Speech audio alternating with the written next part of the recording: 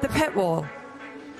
It might look like a few fancy seats in a row with some shiny screens, but in reality, there's much more to it. So with the exception of actually driving the car, these are some of the most pressurised seats in F1.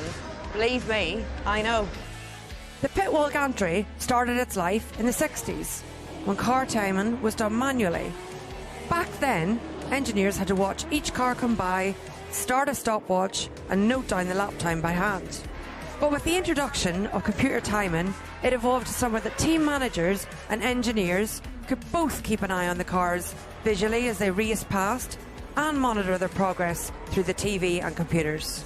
We're here, the Red Bull pit wall, centre of all the action that happens over the weekend. Headset on, ready to talk.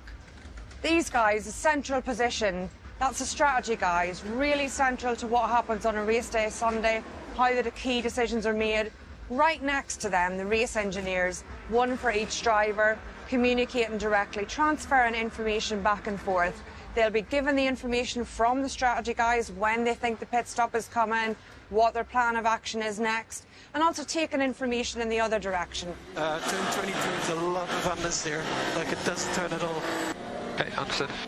All of these are communicating directly with the mission control in Milton Keynes, looking at things like GPS positions on track, where the drivers are, how the traffic is around them, as well as looking at overlays to competitors, where are Red Bull strong or weak. And then sometimes it's back to basis. Look through the gap in the pit wall. Can you see the car going by? Does it look okay as it runs down into turn 1? We often see the hand out over the pit wall. Is it raining and how heavy, as well as the data that you're getting from the screens. Not everyone chooses to sit on the pit wall. Some teams have engineers in the garage, or they operate some of the sessions from in the garage. I always like to sit up here. You know, as a strategist, you're really close to the race engineer.